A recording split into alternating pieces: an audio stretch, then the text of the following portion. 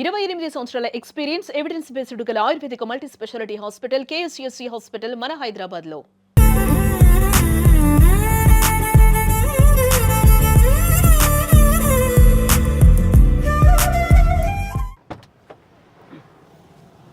Hi hello welcome to Suman TV. నేను మీ Roshan.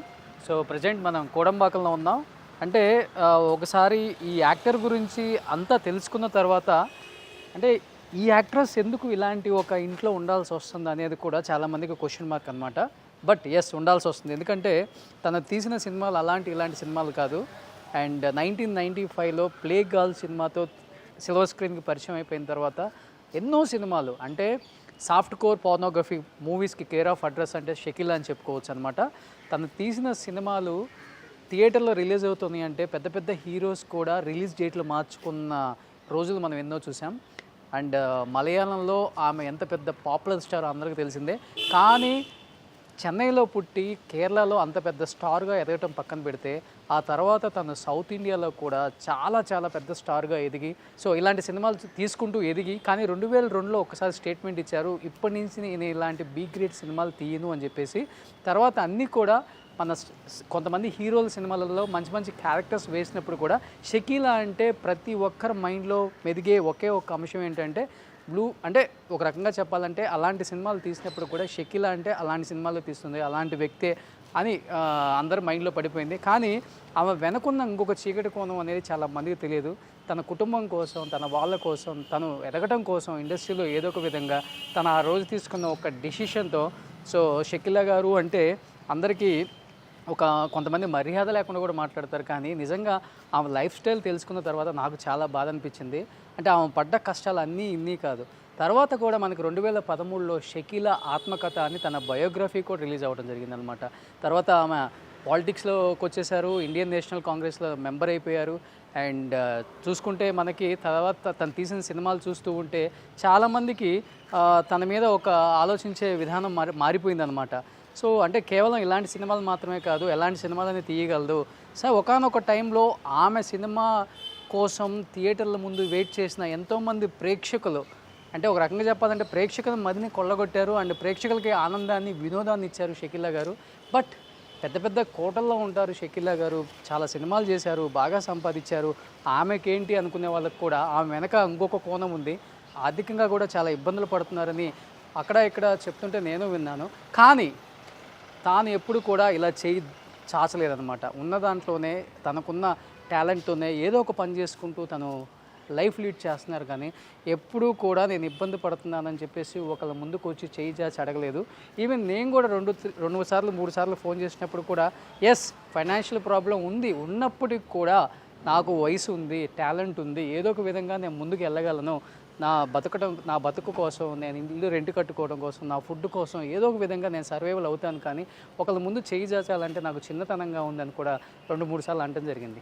Yes, నిజంగా అంటే ఈరోజు మనం ఆమెను ఇలా అని చూపించడం కాదు, బట్ తన అంటే ఎలాంటి లైఫ్ చూసి వచ్చారు అండ్ అంటే పరిస్థితులు తలకిల్లు అయితే ఎలా అవుతుందనే దానికి ఒక చిన్న ఉదాహరణ అనమాట. ఒకసారి ఇక్కడ షకీలా గారు నివసిస్తున్నారని తెలిసింది. ఒకసారి ఆమెతో మాట్లాడే ప్రయత్నం చేద్దాం. ఇప్పుడు ఏం చేస్తున్నారు అండ్ బిగ్ బాస్లో కూడా మీ అందరిని అలరించారు, కానీ చాలా తొందరగా బయటకు వచ్చారు ఆమె. ఎస్, ఇది షకీలా గారు ఉంటున్న ఇల్లు. మీ అందరికి అనిపించవచ్చు ఏంటి ఇలా ఇంట్లో ఉంటున్నారని. ఎస్, ఇదే ఇంట్లో ఆమె ఉంటున్నారు. ఒకసారి లోపలికి వెళ్దాం. బిగ్ బాస్ తర్వాత ఆమె ఎటువంటి తెలుగు ఇంటర్వ్యూస్ ఇవ్వలేదు. చాలామంది ఒకసారి ఆమెను చూడాలి అసలు ఏం మాట్లాడతారో విందాం అనుకుంటున్నా. ద బ్యూటీ షకీలా గారు.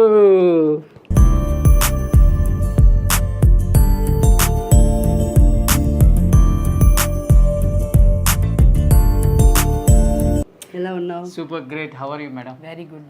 Very happy to see. I'm very happy to see you. సరే, అన్నం తిన్నావా? అన్నం తిన్నాను. సరే, ఈవినింగ్ మీరే వంట చేయాలి. సరే తప్పకుండా. ఏం వంట చేస్తున్నారు? ఏం కావాలో చెప్పు. సినిమా ఇండస్ట్రీలో ఉన్న పెద్ద యాక్టర్స్ కూడా ఈమె చేతి వంట తినాలని, ఈ చేతులతో చేసిన వంట తినాలని ఎంతో ఆశ. ఎందుకంటే అంత బాగా వంట చేస్తారు. Cooking with Comali. Cook with Comali తమిళ్లో కూడా. అవును, అదిగో. ఎస్, ఏది ఇదా? ఈయన. ఎస్, కుక్ విత్ కోమాలిలో ఆయన. ఎస్, వెనకొంది చూడండి. షకీలా గారికి అవార్డు వచ్చిందనమాట. అంత బాగా వంట చేస్తారు.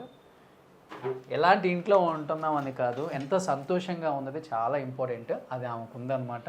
47 సంవత్సరాల నుంచి 43. 43 సంవత్సరాల నుంచి ఇదే ఇంట్లో ఉంటున్నారు. వాళ్ళకి ఎంత సెంటిమెంటో ఒకసారి ఆలోచించండి. అవును. ఇప్పుడు నాకు 46 అవుతుంది. ఇక్కడ నేను 3 ఇయర్స్ అప్పుడు వచ్చాను, 3 వయసు అప్పుడు వచ్చాను. ఇక్కడికి వచ్చి నేను ఎల్కేజీ పోయి చదివాను, పక్కన ఉండే ఒక సరస్వతి విద్యాలయ మెట్రికులేషన్ స్కూల్లో. ఓకే. సో అప్పటి నుంచి ఇక్కడే ఉంటున్నా. ఓకే. సో మీరు ఎంత అందంగా ఉన్నారు, ఇల్లు కూడా అంతే అందంగా ఉంది. Thank you. చాలా ఎగ్జాజరేట్ చేస్తున్నారు, పర్వాలేదు. చిన్న ఇల్లు, బట్ చిన్నది పెద్దదని కాదు, మన మనసే కావాలా. ఒక్కరి ఫుడ్ 10 మంది పంచుకొని తినవచ్చు, 10 మంది ఫుడ్ ఒక్కడు తినలేడు. So I'm happy with whatever I have. Super, great. So నేను కొన్ని మేడం ఫొటోస్ ఒకసారి చూడండి ఇంట్లో. ఇది ఎవరు వేసి ఇచ్చారు పెయింట్? ఇది పెయింట్ కాదు, ఇది ఒక ఫోటోషూట్. ఓకే.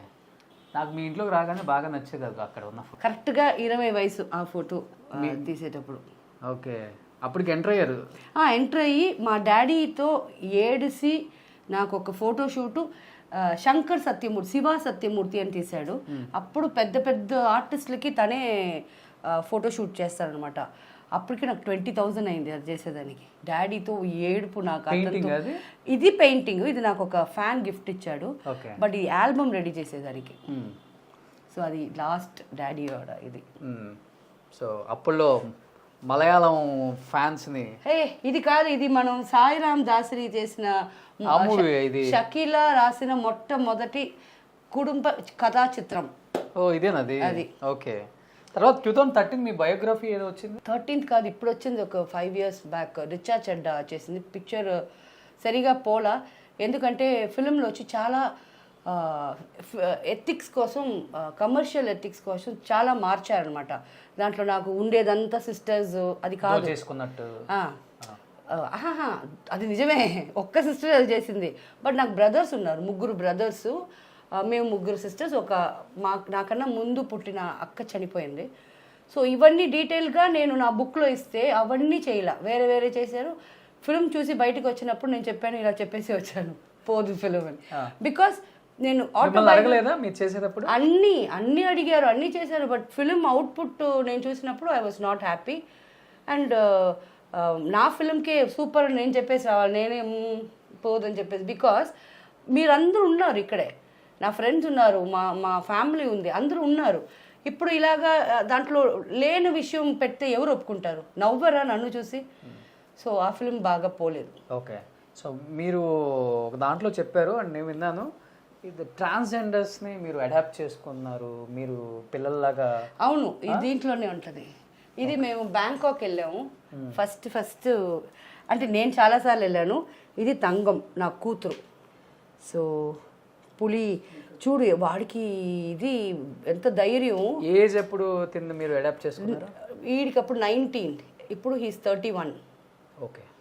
అప్పటి నుంచి నాతో ఉన్నాడు. ఈ పులిని వాడు ఆడుకునేలాగా మనం ఆడుకోలేము. నాకు చెమట పడేసింది, వాడు దాన్ని పట్టుకొని ఇలాగంతా ఆడుతున్నాడు. ఓకే. సో అంటే ఏదైనా రీజన్ ఉందా ట్రాన్స్జెండర్ని అడాప్ట్ చేసుకోవడానికి? నేను నిజంగా చెప్తే ఫస్ట్ ఆఫ్ ఆల్ తెలియాలి చాలా మందికి, అందుకే అడిగాను. ఫస్ట్ ఆఫ్ ఆల్ మనలాగా ఫ్యామిలీలో నన్ను ఆడదుగా ఉండి నా ఫ్యామిలీ నన్ను దూరం పెట్టింది. అప్పుడు మగపిల్లోడుగా పుట్టి వాళ్ళు మారుతున్నారంటే ఏ ఇంట్లో కూడా ఒప్పుకోరు. సో వాళ్ళని పేరెంట్స్ యాక్సెప్ట్ చేయాల. వాళ్ళకి నేను ఎంతమంది కాడ మాట్లాడినప్పుడు వాళ్ళు బాధలు చెప్పుకుంటారు. అమ్మ నాన్న చూడాలని ఉంది, అక్కల చెల్లెల్ని చూడాలని ఉంది అంటారు వాళ్ళందరూ. అప్పుడు అనుకున్నాను, సో వీళ్ళకి కావాల్సింది డబ్బో గిబ్బో కాదు, ఒక అమ్మ ఇచ్చే ప్రేమ. ఓకే. సో నేను అనుకున్నాను నేను అమ్మగా ఉంటా. సో అందుకు తన తర్వాత నాకు ఇప్పుడే 50-60 మంది ఉన్నారు. అందరినీ కాదు, ఇప్పుడు ఈ వెనకాల ఒక 10 మంది ఉంటారు. ఆ 10 మంది నన్ను వచ్చి నాని అంటారు. నేను అమ్మ అంటే, తనకి కూతుర్లు అంటే నేను అవ్వ అవుతాను. అలాగా హ్యాపీ లైఫ్, హ్యాపీ. సో నిజంగా ఒక ముస్లిం ఫ్యామిలీలో పుట్టి అంటే ముస్లిం ఫ్యామిలీలో ఎలా ఎన్ని రిస్ట్రిక్షన్స్ ఉంటాయి. ఒక అమ్మాయికి గడప దాటకూడదు, బుర్కా వేసుకోవాలి, ఎవరికి ఫేస్ చూపించకూడదు, ఇవన్నీ దాటొచ్చి ఈ స్థాయికి వచ్చి ఎన్నో ఇవన్నీ దాటొచ్చి అంటే నాకు చెప్పారు కదా, బయట గడప దాటకూడదు, అది చెయ్యకూడదు, ఇది చెయ్యకూడదు. ఎవరన్నా ఒక్క పూట అన్నం పెట్టారు నా ఫ్యామిలీకి? ఎవరు పెట్టలా. సో నన్ను ఇదంతా చెప్పిన వాళ్ళకి I just don't bother about you people. వద్దు, నాకు నా ఫ్యామిలీ ముఖ్యం. Super, great.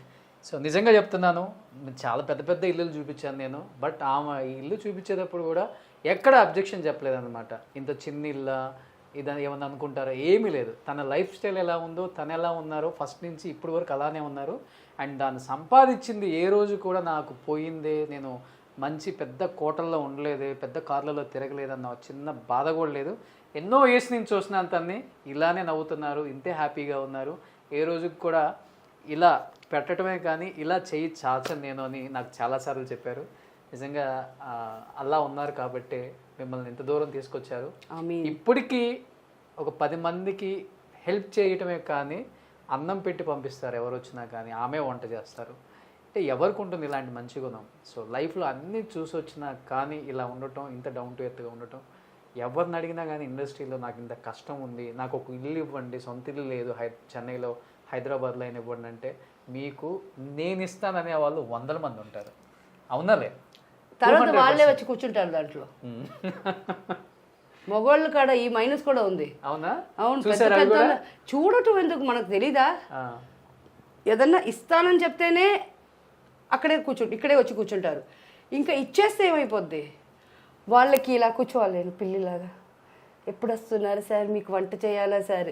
పోరా. Yes I'm single, I'm the queen of my territory. Super. ఇది నా టెరిటరీ, నా పర్మిషన్ లేకుండా ఎవరు రాలేరు. నేను ఎవరి టెరిటరీకి లోపల వెళ్ళను, నాకు అది ఇష్టం లేదు. So happy. గ్రేట్. ఇలానే ఉండండి షకీలా గారు. థ్యాంక్ యూ రా. ఇంత హ్యాపీగా ఉండండి.